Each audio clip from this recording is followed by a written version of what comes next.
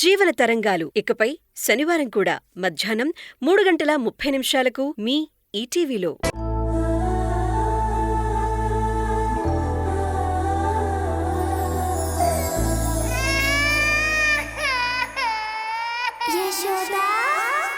వెళ్ళొస్తాం మేడం.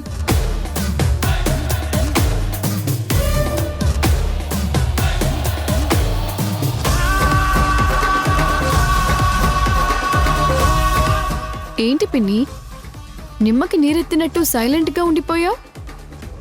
నేనెక్కడ నీరజకి నిజం చెప్పేస్తానేమోనని భయపడ్డావా? నా మౌనాన్ని చేతకానితనంగా తీసుకోవద్దు. జీవితంలో కోలుకోలేని దెబ్బ తింటావు. ఒక్కసారి కాదు పిన్ని, 3 సార్లు చచ్చి బతికిందాన్ని. నాకు చావంటే భయం లేదు. చిన్నప్పుడు నీ చేతుల్లో.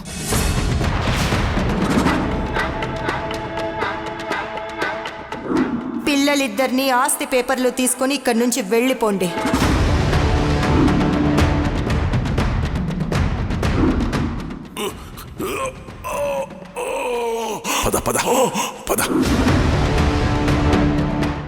తర్వాత నీ మనుషుల చేతుల్లో.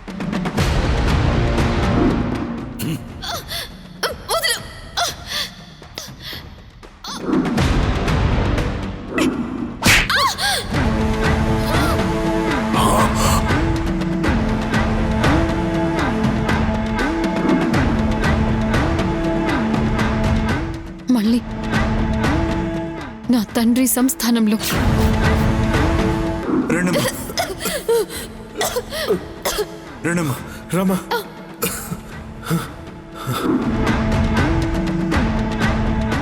ఇలా ప్రతిసారి దేవుడు నన్ను బ్రతికించాడు.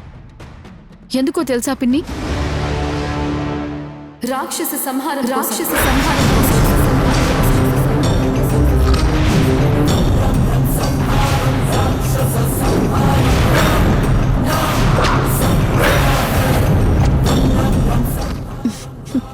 ఏంటి, నీకింకా అర్థం కాలేదా? ఎంతో మంది అమాయకపు ఆడపిల్లల జీవితాలతో ఆడుకుంటున్న నీలాంటి రాక్షసి అంతం కోసం ఆ దేవుడు అందుకే నన్ను ఇంకా బతికిస్తూనే ఉన్నాడు. అలా అనుకొని బ్రతుకు నీడుస్తూ ఉండు. నీ అంతట నువ్వే నా కూతురికి నిజం చెప్పలేవు. బలవంతంగా నీ కూతుర్ని నువ్వు తీసుకువెళ్లాలని చూస్తే నీ కూతురు నీకు దక్కదని నీకు బాగా తెలుసు. కాబట్టి నువ్వేమీ చెయ్యలేవు. ఇలా వచ్చి ఆయాలా ఆడించి వెళ్ళడం తప్ప.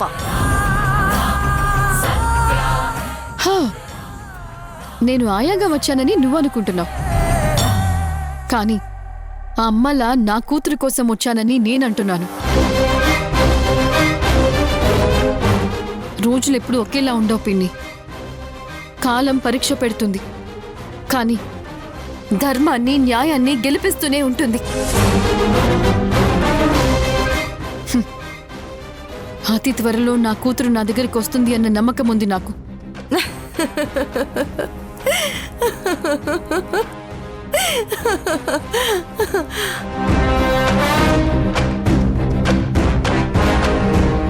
నీ గుండెల్లో ఉన్న భయాన్ని నాకు కనిపించకుండా ఉండేలా చేయటానికి నవ్వుతూ నిన్ను నువ్వు మోసం చేసుకోకు పిన్ని.